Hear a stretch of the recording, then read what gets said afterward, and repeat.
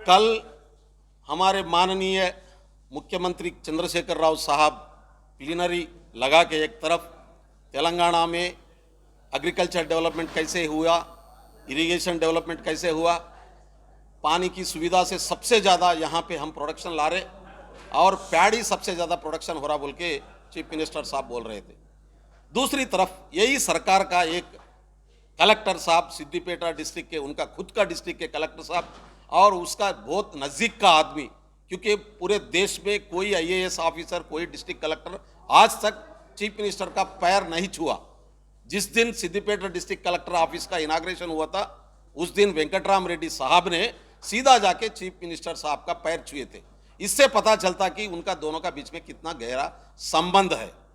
इसलिए मैं बोल रहा हूँ 6-7 महीने पहले चीफ मिनिस्टर साहब ऐलान किए थे हम पैडी नहीं खरीदने वाले हैं, जो वरी डालेंगे उसको उरी लग जाएगा बोल के तेलुगु में एक यति प्रहासा से बोले थे उन्होंने।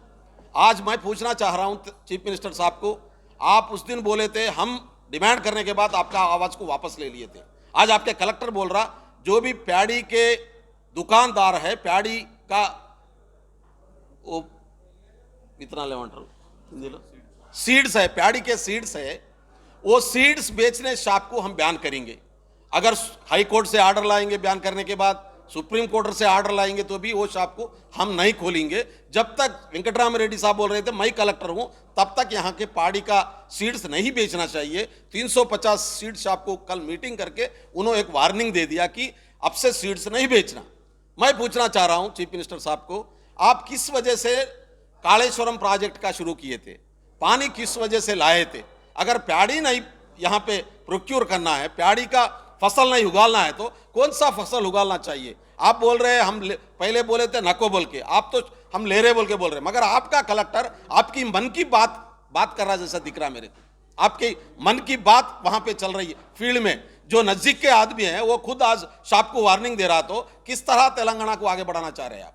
किस तरह तेलंगाना को आगे लेके जा सकते हैं? इसलिए हम 2 मांग सरकार के सामने रख रहे।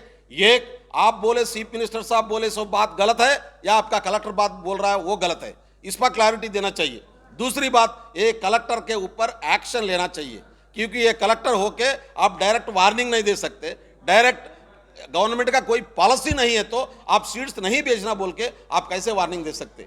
देना ही नहीं, यहां तक गए कि अगर ये सीड का बिजनेस छोड़ के अगर दूसरा कोई बिजनेस आप शुरू करेंगे तो वो बिजनेस को मैं बरकरार नहीं आगे बढ़ने दूंगा बोल के वार्निंग दिए थे। ये बहुत गलत बात है। कलेक्टर ऐसा वार्निंग दिए तो ये कोई प्राइवेट गुंडा के जैसे बात कर रहा है। इसीलिए सरकार के सामने हम इमीडिएट इसका ऊपर क्लैरिफाई दो और नहीं तो वो कलेक्टर को सस्पेंड करो, नहीं तो कांग्रेस की तरफ से हम लीगली कार्रवाई इसका ऊपर करने को तैयार है।